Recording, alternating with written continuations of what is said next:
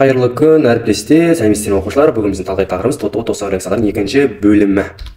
Ал тотығы тотықсыз реакциясы бүгінгі бөлімде біз тотығы тотықсыздану реакцияларының типтері деген тақырыпты қарастырады. Жалпы 4 тип бар. Бірінші дейміз молекула аралық тотығы тотықсыз реакциясы типтері дейміз. Реакция барысында әртүрлі бастапқы заттардың құрамына кіретін элемент атомдардың тотығы дәрежелері есептейді, өзгереді екен. Ал қарасақ. Оттек минус 2, темір плюс 3, минус 2 плюс 2, 0, минус 2 плюс 4. Кім өзгеріп жатыр? Темірдікі плюс 3-тен 0 өзгеріп жатыр, көміртектікі плюс 2-ден плюс 4 өзгереді. Яғни екеуіңкі де өзгерсе, екі заттікі де өзгерсе, оны дейміз молекула аралық деп қарастырады екенбіз. Ары қарай жалғастыратын болатын болсақ, молекула шектіктер дегеніміз реакция барысында бастапқы бір заттың құрамындағы әртүрлі элемент атомдардың тотығы дәрежелерін есептейді, өзгереді. Мысалы ретінде қарастыратын болсақ, феррозиттер минус 2 плюс 6 и плюс 2. Шығатын зат минус 2 плюс 3, минус 2 плюс 4 және 0. Яғни қарашты бір ғана заттың ішінде не істеп жатыр? Тотығы дәреже өзгеріп жатыр. Әрі тотықтырғышта, тостағышта бір заттың ішінде. Яғни темір не істеп жатыр? Плюс 2-ден плюс 3-ге өзгеріп жатыр. Күкірт плюс 4, плюс 6-тан плюс 4-ге өзгеріп жатыр. Оттек минус 2-ден 0-ге өзгеріп жатыр екен. Көрдіңіздер ме? Ары қарай жалғастыратын болсақ. Өздігінен тотығы, өздігінен тотықсыздану реакциялары. Бұл процестерде тотықтырғыш пен тотықсыздандырғыштың рөлін бір ғана элемент атомы атқарады дейді. Мұндай реакциялардың екі түрі бар, бірі диспропорциялану және конпропорциялану. Яғни оның бірінші бөлімі сіздер өтесіздер. Диспропорциялану қысқа нұсқа дисмутация деп қарастыратын болсақ, процесс нәтижесінде бір элементтің тотығы дәрежесі жаңа екі тотығы дәрежесін есептейді алады дейді. Қараңыз, хлор 0, оттек минус 2, мынау плюс 1, хлор минус 1 плюс 1. Минус 2 плюс 1 плюс 1. Қараңыз, сонда хлордың өзі плюс 1-ге өтіп әрі не істеп жатыр? Артып жатыр. Кім болады? Т, С, Ш. Хлор 0-ден кешірім сұраймын. Хлор 0-ден минусқа өзгеріп жатыр мына жерде. Т, Т, Ш. Болады, ұмытып кетпеңіз. Т, Т, Ш азайып жатыр. Ал хлор 0-ден плюс 1-ге барып жатыр мына жерде. Ол кім болады? Т, С, Ш. Яғни хлор әрі тотықтырғыш, әрі тотықсыздандырғыш болып тұр. Бұны кім деп айтамыз? Дисмутация деп қарастырады екенбіз. Ал конмутация немесе конпропорциялану. Процесс нәтижесінде бір элементтің әртүрлі тотығы дәрежесіндегі атомдары бір тотығы дәрежесіне ие болады дейді. Яғни жаңа өзгереді бір ғана өнімде болады екен. Қараңыз. Оттек минус 2, күкірт плюс 4, күкірт минус 2, сутек плюс 1, 0 минус 2 плюс 1. Сонда күкірт плюс 4-тен 0-ге өтіп жатыр. Азайып жатыр ма? Иә, Т, Т, Ш. Минус 2-ден 0-ге барып жатыр. Минустан 0-ге артып жатыр ма? Артып жатыр. Т, С, Ш. Көрдіңіздер ме? Бір ғана тотығы дәрежесіне ие болады екен. Ал біз жалғастырайық. Калий NO2, H-хлор-O3. Енді осы жерде бізде ТТР тотығы тотықсыздану реакцияларының орталары деп қарастырайық. Орталары. Біздің бірінші қарастыратын ортамыз шылдық орта, яғни H-хлор-O3 тұр. Минус 2 плюс 5 плюс 1 деп қарастырамыз. Минус 2 плюс 3 плюс 1. Минус 2 плюс 1 плюс 5 плюс 1. Хлор минус 1 плюс 1. Ал бұл әдісті біз электронды баланс әдісі емес, енді біз ионды электронды баланспен теңестіреміз. Яғни катион кім бізде калий, анион кім нитрит ионы, катион кім бізде сутек, анионымыз кім хлорат ионы деп қарастырады екенбіз. Нитрат ионы деп аламыз және хлорид ионы деп аламыз. Ал өзгерген кім? Азот, NO2, нитрит ионының тотығы дәрежесі минус 1. Қарас, NO2 деп қарастырдық. Мынау бізде плюс 3, мынау минус 2. Плюс 3 минус 4 шығады, минус 1. Яғни нитрит ионының тотығы дәрежесі минус 1 деп қарастырамыз. Өзгеріп жатыр нитрат ионы бізде білесіздер барлығыңыз минус 1. Ал бұл қышқылдық орта. Қышқылдық ортаның ерекшелігін айтып кетейік сіздерге. Қышқылдық ортада оттек А жаққа біз не қосамыз? Су қосамыз. Ұмытып кетпеңіз. Мына жақта 2 оттек, мына жақта 3 оттек. Азға жақ, мына жақта не істейміз? Бұл жаққа су қосамыз, ұмытып кетпеңіз. Ал екінші бетке қышқылдық орта болған екен, міндетті түрде сутек катионын қарастырады екенбіз, ұмытып кетпеңіз. Ал оттек теңесті ма? 2, 1, 3, нәрсе сутек, 2 сутек атомы. Ал минус плюс 3-тен плюс 5-ке өзгеріп жатыр, артып жатыр, яғни не істейді сонда біз ол бізде? Т, С, Ш. Ал неше электрон?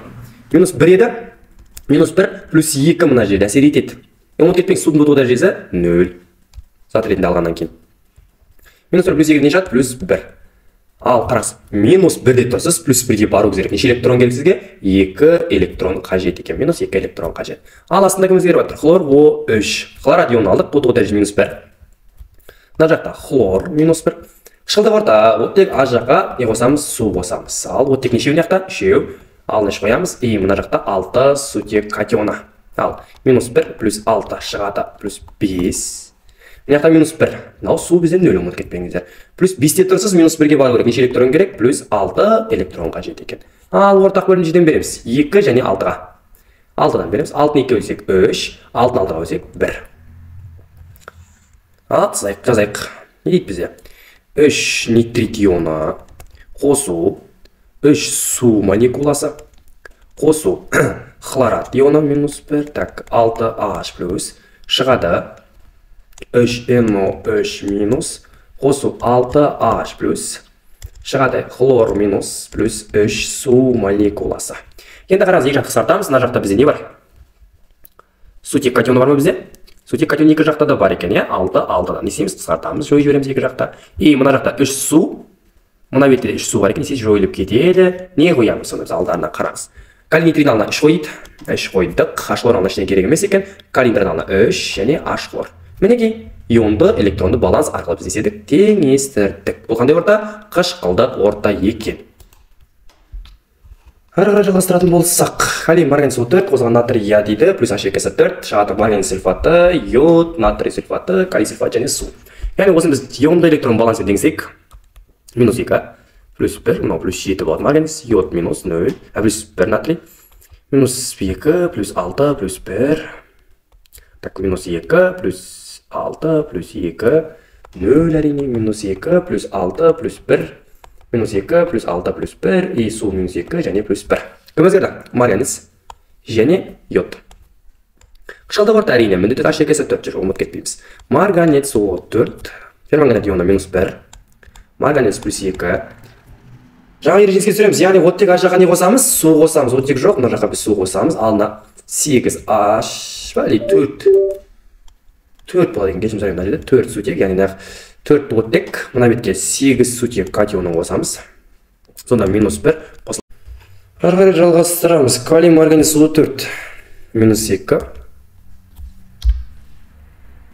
Минус 2, марганец плюс 7 плюс 1, минус 1 плюс 1, минус 2 плюс 6 плюс 2, минус 2 плюс 6 плюс 2, йод 0, минус 2 плюс 6 плюс 1, минус 2 плюс 6 плюс 1, суда оттек минус 2, но плюс 1. Ал кім өзгерді? Марганец, йод әрине. Перманганат ионы марганец O4 минус, мына жақтан шығады марганец плюс 2, қышқылдық орта. Не істейміз? Оттек жаққа су қосамыз, 4 оттек бар екен, аны 4-ге қоямыз, судың тотығы 0. Мына жаққа 8 сутек катионын қосамыз, сонда минус 1 шығады, 8 тең плюс 7. Плюс 7-тен плюс 2-ге өту керек мына жақта, сонда қанша электрон керек бізге? Минус 5 электрон қажет екен. Ал астын жазамыз, оттек йод минус 2, мына жақта йод 0, дұрыс па? Минус так. Алны 2 қоямыз, минус 2, сонда қанша электрон керек? 2 электрон қажет екен. Так, минус 2. Тарда кетімстерін минус 2, тарда плюс 2. Ортақ бөлім 10, 10-ды 5-ке бөлетін болсақ 2, 10-ды 2-ке бөлетін болсақ 5. Жазайық 2 марганец плюс минус 1, 16 сутек ионы,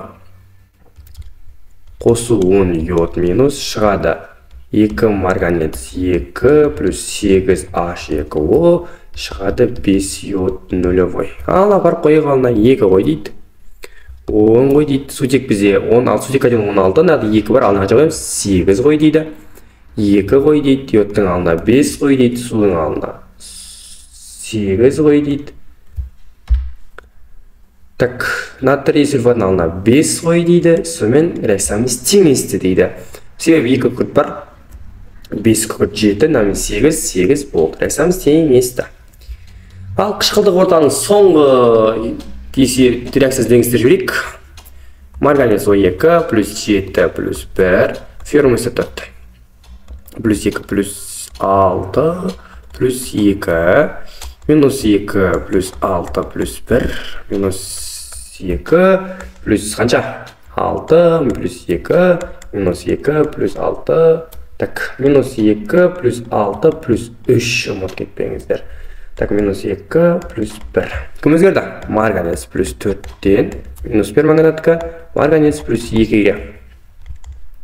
Оттек а жаққа су қосамыз деп айттық. 4 су молекуласы оттық дәрежесі 0. Так, 8 сутек катионын қосамыз. Жаңа тор жағада минус 8 айтсақ 7. 7-те 2 өтушін электрон керек бізде. 5 электрон қажет екен. Алмат кетпеңіздер. Плюс 5 электрон қажет. Ары қарай. Темір плюс 2-ден темір плюс 3-ге өзгеріп жатыр бізде. Так, неше электрон керек бізге ортаға? 1 электрон. Ал ортақ бөлінжеден береміз. Ортақ бөлінжеден береміз. 5-тен береміз. Немесе біз бұлай алсақ та болады. Темір 2 ғой, бізде алына 2 қоямыз, алына 2 қоямыз. Сонда плюс 4-тен плюс 6 өтуші электрон керек, 2 электрон. Ортақ бөлінжеден береміз. 10. 10-ды 5-ке бөлетін болсақ. 2, 10-ды 2-ке бөлетін болсақ. 5. Мінеке бітіп, сызып алайық. 2 марганец плюс 4 минус, плюс 4 минус. Так, 16 H катиона. 10 темір плюс 2. Шығады 2 марганец плюс 2. 8 су. Және 10 феррум плюс 3 катиона. Алына 2-сін қояйық. Мына жаққа қанша қой дейді саған? 10 қой дейді бізге. Мына жаққа 16 сутек катион, ал астында 2-сі бар, сонда 8. Марганец алына 2 қой дейді. Коллеги туралы ештеңе керек емес. Мына жерге 10 темір катион керек, бізде 2 алына қанша қоямыз? 5 қоямыз. Так, судың алына 8 қой дейді бізге. Так, реакциямыз осымен біздің теңесті. Мына себебі жақта бізде қанша күкірт бар? 10 күкірт бар. Жақта 2, 3, 15 бар, жақта 18 те 18 болады екен. Ал реакция осылай теңесті. Так, марганец плюс 7 плюс 2 өткен екен, ол кім? Азайған екен. ТТШ. Темір плюс 2 жоғарылап атқан екен. ТСШ деп қарастырамыз. Ал сілтілік ортаны қарастырайық. Біз сілтілік орта немесе негіздік орта деп қарастырамыз. Сілтілік орта. Йод жайзат болған екен 0, минус плюс 1, минус 2, плюс 1, йод минус 1 бізде. Калий плюс 1, так, минус 2, плюс 5, и не, плюс 1.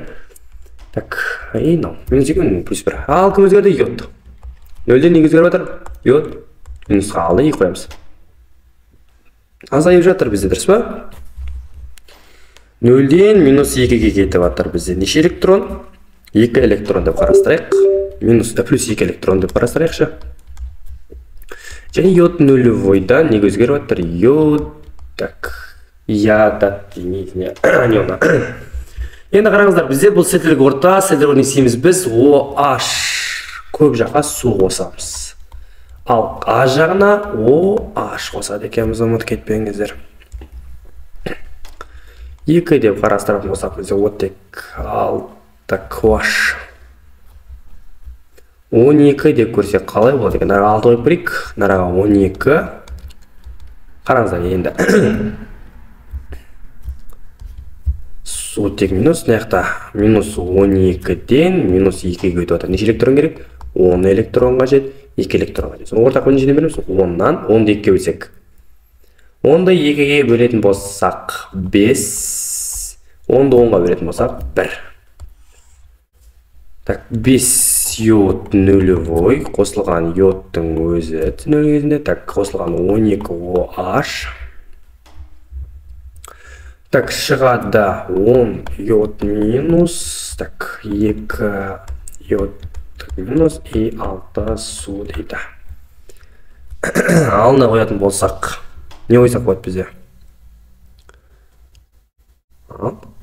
Нараға 6 қой дейді, мына жерге 12 қой дейді, мына жерде 10 қой дейді, мына 2, мына жаққа 6. Барлығы жұпсам болғаннан кейін 2-ге бөлетін болсақ, 3 йод 0-вой, 6 OH минус, шығады 5 калия дейді, қосылған калий йод O3 плюс 3 су шығады. Бұлай жасаңызда, сіздің реакцияңыз не? Дұрыс деп қарастырамыз. Марганец O2 қосылған калий хлор O3 бөлтілдізі, және қосылған калий OH Шығады калий манганаты, калий хлориді және су деп қарастырайық. Минус 2 и плюс 4. Біз бұл затты қазір зат ретінде аламыз, ұмытып кетпеңіз, нөл ретінде.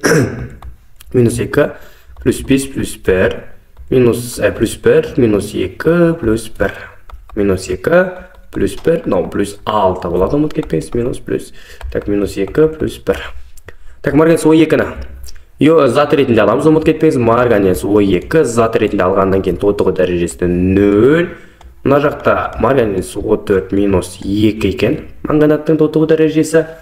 Так, қандай орта? Сілтілік орта. Оттек көп жаққа су қосамыз, ұмытып кетпеңіз. А жаққа не қосамыз?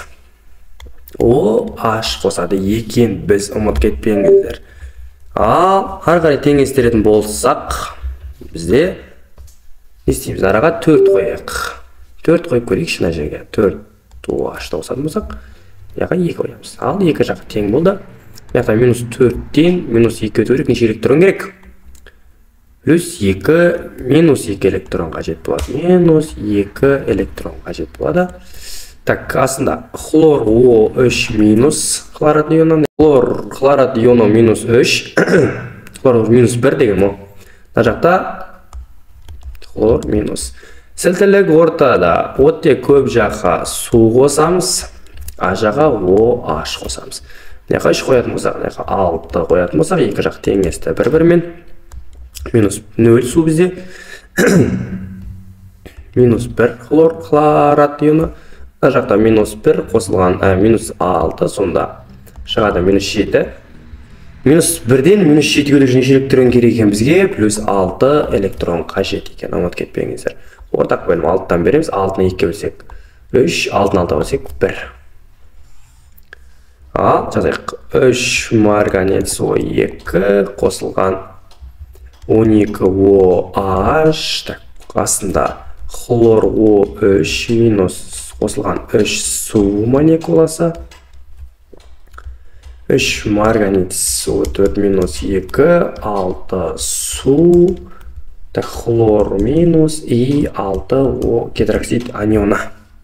Ал, екі жақта гидроксид анионы және сутек су молекуласы бар. Яқта 12, яқта 6. 6-ауын қысқартатын болсақ, яқта қанша болады сонда?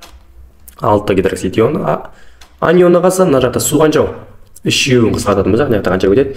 3-еуі кетеді екен. Сонда 3 марганец O2, калий хлорат алғанда ештеңе қойған жоқ деген. Калий хлораттың алғанда 6 қой дейді. Калий марганец O4 минус 2 алғанда 3 қой дейді. Калий хлораттың ештеңе керек емес дейді. Судың алғанда 3 қой дейді. Мінекей біздің жартылай ионды электрон баланс, ионды электрон баланс арқылы теңестірдік. Рексеміз теңесті, рексамыз. Сілтілік ортаның ең соңғысы марганец O2 бізде минус 2 және плюс 4 деп қарастырамыз едік. Минус 2 плюс 5 плюс 1 плюс 1 минус 2 плюс 1 деп қарастырсақ, минус 2 плюс 6 плюс 1 минус 2 плюс 3 плюс 1 минус 2 и плюс 1 немесе 0 деп те қарастырсақ болады. Марганец O2 зат ретінде аламыз дедік, 0. Марганец перманганат анионы минус 2. Нитрат ионы минус, нитрит ионы бізде минус. Ал сілтілік орта, не істейміз? Оттек көп жаққа су қосамыз, а жаққа OH қосады екен біз. Так, мына жаққа 4 қоятын болсақ. Так, марганец O2 жаққа біз 4 OH қосатын болсақ. 4 OH қосатын болсақ минус. Так, мына жаққа 2 су 0 теңесті ме? 6 теңесті. Яқта минус 4, яқта минус 2 бізде, сонда қанша электрон керек бізге? Минус 4-тен минус 2-ге барып минус 2 электрон. Так, оттек көп жаққа су, а жаққа не қосамыз? Оттек қосады екенбіз. Так, 2 қоятын болсақ, сутек 2, оттек теңесті. Сонда минус 1, мынау 0 бізде, ұмытып кетпеңіз. Так, минус 1, минус 2 гидроксид ионы, сонда минус 3. Так, минус 1-де тұрмыз, минус 3-ге өтіміз керек, қанша электрон керек бізге? 2 плюс электрон қажет екен. Ортақ бөлім неден береміз? 2-ден береміз, 2-ні 2 бөлсек 1, 1. Ал, жазып шығайық. Марганец O2 0 қосылған, 4 OH қосылған NO3 минус, қосылған су шығады. Марганец O4 минус 2 қосылған 2 су қосылған нитрит ионы және 2 OH. Так, суды қысқартамыз, мына жақта 2 өтіп, біреуі қалады. OH-ның мына жақта 2-ін жоямыз, мына жақта қанша қалды? 2 қалды. Ал сонда марганец ионының ішіне керек емес, нитраттың ішіне керек емес, калий OH-ның 2 қой дейді. Так, қалғаның барлығы теңесті дейді. Яғни осылай біздің реакциямыз теңеседі екен. Ары қарай жалғастыратын болатын болсақ, SO2 қосылған H бром O3 қосылған H2O шығады H2SO4 және бром. Так, не қосылып жатыр бізде бүгін? Ендігіде су. Яғни бұл қандай орта? Бейтарап орта. Ал SO2 минус 2 плюс 4 минус 2 плюс 5 плюс 1 кімді өзгерген таулайық? Минус 2 плюс 1 минус 2 плюс 6 плюс 1 так 0. Мына өткен армызақ SO2 ретінде жай зат ретінде аламыз. SO4 минус 2 ұмыт кетпеңіздер. Так, бұл жақта біз бірінші жағын қышқылдық ортамен теңестірейік. Яғни қышқылдық ортада біріншісін оттек А жаққа су қосамыз дегенбіз біз. Мына жаққа 2, мына жаққа не істейміз? 4 оттек катионын қосамыз. Сонда 0. Мына жақта минус 2 сульфат ионы және сутек катион 4, 2 не шығады? Плюс 2 шығады екен міне. 0-ден плюс 2 өту үшін неше электрон керек бізде? 2 электрон қажет болады.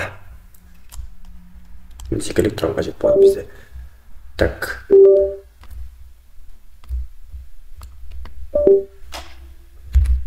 Ары қарай қарастыратын болсақ, бром O3 минус. Так, мына бетте не? Бром 2 0 қой. Ал не істейміз? 2 қоямыз. Ал екінші қатарын біз немен теңестіреміз? Сілтілік ортамен су қосамыз, мына жаққа OH қосады екен біз. Так, екі жақта теңестіріп алу үшін бізге судың алына неше қоямыз? 6, мына жақта 12 қояйық. Ал. Так, 2 минус 2, мынау бізде 0, минус 2-ден минус 12-ге бару керек. Неше электрон керек? Плюс 10 электрон қажет екен. Ортақ бөлінжеден береміз 10-нан. 10-ды 2-ге бөлетін болсақ 5, 10-ды 10-ға бөлетін болсақ 1. Ал не шығады бізден? Так. 5 SO2 0. Ұмыт кетпеңіз. Так, 10 H2O. Қосу 2 бром O3 минус қосылған 6 су молекуласы. Так, шығады 5 SO4 минус 2 қосылған 20 сутек катионы. Бром 0 и 12 OH. Ал, қысқаратындар бар ма? Қысқаратындар әзірге жоқ сияқты бізге. Енді нәрсені ұмыт кетпейік. Бізде 20 сутек катионы бар және 12 OH анионы бар. 12 сутек катион алатын болсақ, 12 сансақтан қажет 8 сутек катионы қалады. И не шығады содан? Мұна екеуін қосатын болсақ 12 H2O шығады екен. Ал мұна жақта сутек бар ма? Су бар ма бізде? Так, 10-ауын жойық. Неқтан 10-ау и бізде 12 еді мұна бетті. 12-сін жойсақ, мынада қанша қалады сонда? 4-еу қалады.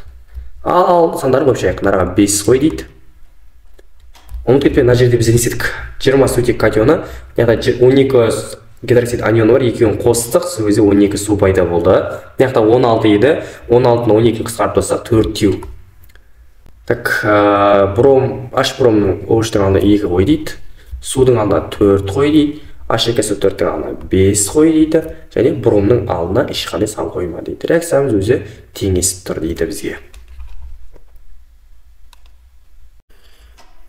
Ары қарай жалғастырсақ, натрий сульфиді минус 2 плюс 4 плюс 1, марганец соңғы плюс 2 плюс 7 плюс 1, о су, яғни орта қандай? Бейтарап. Марганец 2 плюс 4 и минус 2 плюс 6 плюс 1.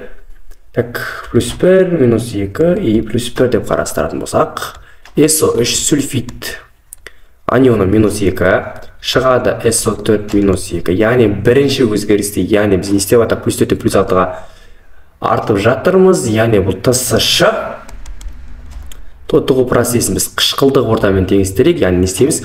Оттегі А жаққа су қосамыз. Ал мына жаққа екінші жағын не істейміз? Сутек катионын қосамыз. Ал қара, минус 2. Яқта минус 2 плюс 2 не істейді? Жойылып кетіп 0 шығады. Минус 2-ден сутқа өткен 0. Минус 2-ден 0 өту үшін қанша электрон керек? Сонда 2 электрон қажет болады екен. Бізде ұмытып кетпеңіздер. Және минус 2 электрон, Марганец О4 минус марганец О2. Так, екінші бетте бізде сілтелік ортамен теңестіреміз. Екінші қатарда су қосамыз. Так, нараға 2 қоятын болсақ, нараға 4OH жазатын болсақ, 4OH. Так, теңесті екен? 4, 6, теңесті. Так, су өткен 0. Минус 1-де тұрмыз. Так, марганец О2 0 боламыз дегенбіз біз. Минус 4-ге. Неше электрон керек? Плюс 3 электрон қажет. Ортақ бөлім. Так, сонда бізде марганец О4 не бізде? Таша. Ортақ бөлім 6-тан береміз. 6-ны 2 бөлсек 3, 6-ны 3-ге бөлетін болсақ 2. Ал жинақтап жазайық. 3 сульфид ионы қосылған 2 марганец О4 минус қосу. Так, 3 су қосу 4 су молекуласы шығады. 3 SO4 минус 2. Так, қосылған 3, то есть 2 марганец О2 нулевой. Так, қосу 6 сутек катионы және 8 OH. Ал қарай қойыңыз, не істейміз? Жаңа әдіспен 6 H сутек катионы 8 OH бар. Енді 6 OH-ты алып екеуінің қосып 6 молекула су шығарамыз және 2 OH қалады міне. Мұна екеуін жоқ деп есептей тұрайық әзірге. Сонда мына жақта су қанша бізде 7 ма? 3 кетсін, адан 3 қалсын, 1 қалады. Сонда 6 су кетті. Ал берілген мұшарық. Алдына 3 қоямыз. 2 қоямыз. Так, судың алдына іштен бірақ су бар бізде. Марганец О2 алдына 2, 3, калий OH алдына 2. Мінекей, реакцияны осылай теңесті. Калий бром О3, ксенон фтор 2 плюс су, калий бром О4 и ксенон и H2. Қандай орта? Бейтара орта. Мінетір су бар. Так, минус 2 плюс 1 плюс 5. Так, минус 1 плюс 2. Минус 2 плюс 1. Минус 2 плюс... Не істейміз, так. Плюс 1, 7. Так, 0, минус плюс 1. Кім өзгеріп жатыр? Бром плюс О3 минус 1-ден бром О4 минус өзгеріп жатыр. Так, артып жатыр ма? Тотығу реакциясы TSH-ны қандай ортамен теңестіреміз дедік жаңа біз? Қышқылдық орта, яғни А жаққа не қосамыз? Су қосамыз. Екінші бетке не қосады екенбіз біз? OH қосады, H-ты қосады екенбіз. Сутек катионын қосамыз. Так, 2 сутек катионын қос дейді бізге. Мінекей қостық. Ал қараңыз, мынау 0, минус 1. Мына жақта минус 1 плюс 2. Мінекей мына екеуінен шығады плюс 1. Сонда қарашы, минус 1-ден плюс 1-ге өту үшін неше электрон керек бізде? Так, 2 электрон қажет болады екен. Так, одан кейін ксенон плюс 2-ден неге өзгеріп жатыр? Ксенон 0-ге өзгеріп жатыр. Ал неше электрон керек? 2 электрон қажет екен. Так, плюс мынау минус болады. Бұл таша. Ортақ бөлім 2-ден береміз. 1-де 1. Ал шығады. Бром О3 минус қосылған су, қосылған ксенон плюс 2, қосылған бром О4, минус 2, H плюс и ксенон нулевой. Так, мына жақтың барлығы өзімен тұра береді дейді. Және H фтордың алдынан не қойдық? 2 қойдық. Реакцияны осымен не істеді? Теңесті. Ал жақсы, сау саламатта болыңыздар.